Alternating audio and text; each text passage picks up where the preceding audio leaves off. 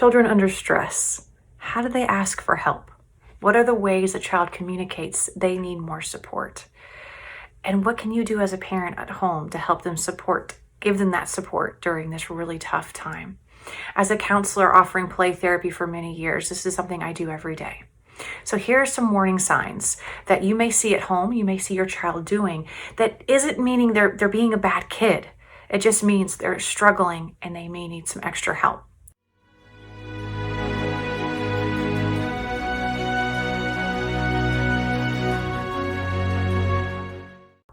Some of those warning signs are controlling behaviors. They get a little extra bossy. They want to control a routine that they don't normally have controlled before. They get a little bit more edgy with you when it's time to make a decision. Whiny during transitions, whiny just out of the blue, more whiny than they normally are for their age.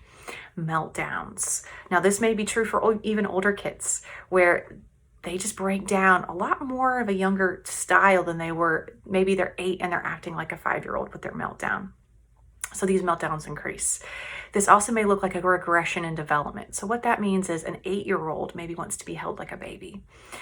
Maybe a 5-year-old wants to put their passy back in their mouth. Maybe a 10-year-old wants to read a bedtime story like they did when they were 5. Maybe they pick one of the older stories they used to read. This is a regression in development, which means they're moving backwards. It doesn't mean anything major. It just means that they're asking for more emotional support, and this is the way they know how. Sleep changes. Maybe it's hard for them to fall asleep. Maybe there's more fear during sleep. They have a hard time staying asleep, nightmares, waking up, different things like that. New fears. They were never afraid of the dark and suddenly they are now. Or suddenly they come up with an idea of something outside, or a boogeyman in their closet. This can also look like appetite changes, where they're not as hungry as they used to be, or they complain a lot about their tummy hurting. This is a clear indicator of stress. If the child is a lot more isolated, if they're not wanting to play as often, or they're staying up in their room more. This happens a lot more with teenagers than the older children. But the isolation's a lot more profound than it ever was before. And then the last one I would really kind of look at is if suddenly they don't have as much motivation to play as they used to. They used to be playful and active, and now all of a sudden it's just like they don't play as much as they used to, or they act bored more often than they used to. So as a parent, what can you do to help support them? If you're noticing a few of these warning signs, you don't need all of them to know your child is in distress, but if you're noticing a few of them, here are some ways you can think through, how can I help them? I'm going to go over 4 tenets of parenting. All of us parents, there's a few of these that we would probably be really good at, and a few that we could use a little extra work with.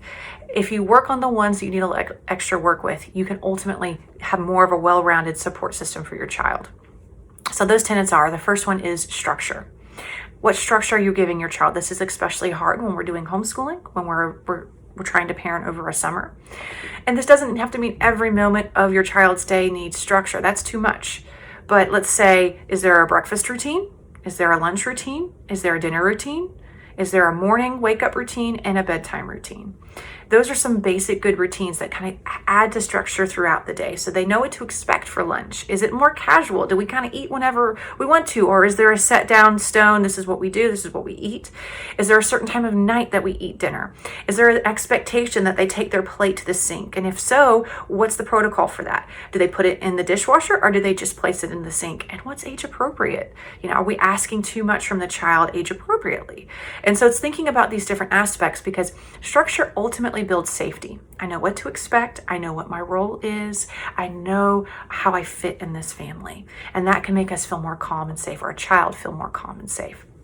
The second one is engagement, playful engagement, time together. This can be having a conversation. This can be playing a game. This can just be lounging together and watching a show. But ultimately, in that time of engagement, does your child feel heard, understood, appreciated, cherished?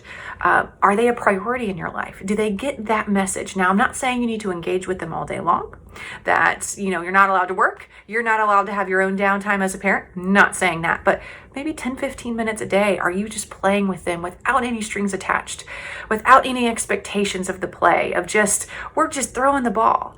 Or we're just playing, tag, or we're watching a funny movie and laughing together and talking about how the movie is funny.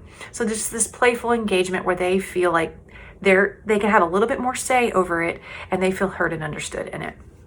Another one is nurture. So when they're upset, when things aren't going as well, do they get a calm, caring presence from us? Let's say when at 5, they fall down, scrape their knee, this, I'm here for you, I'm here to take care of you, I'm here to make you feel better.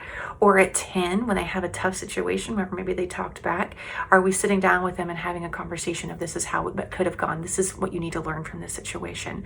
Or are they feeling a lot more anger and more abruptness from us? So kind of considering that nurture side of things. The last one is challenge. This is encouraging their growth as a child into adulthood as they go through their stages of development. This is what a lot of parents struggle with, is kind of helping them master new skills, encouraging them to master new skills. What can come from this, even though there's moments of difficulty in it, is they can build their confidence. They can feel more confident. They can feel like, I can do this.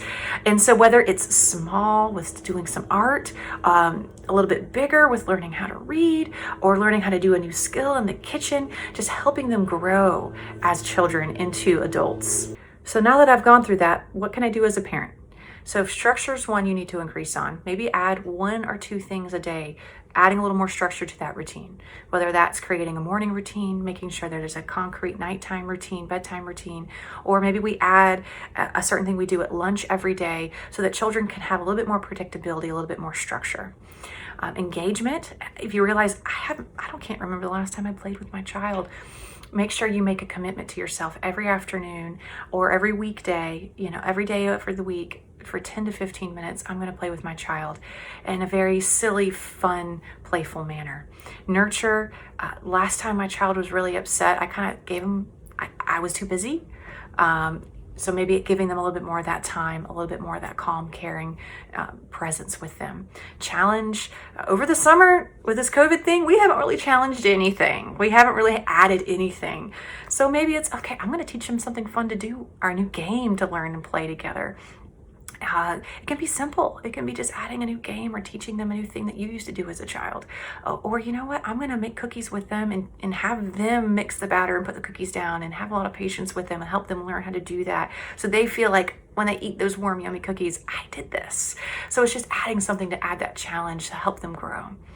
I hope this helps. This is a really hard time for you as parents as well as your children.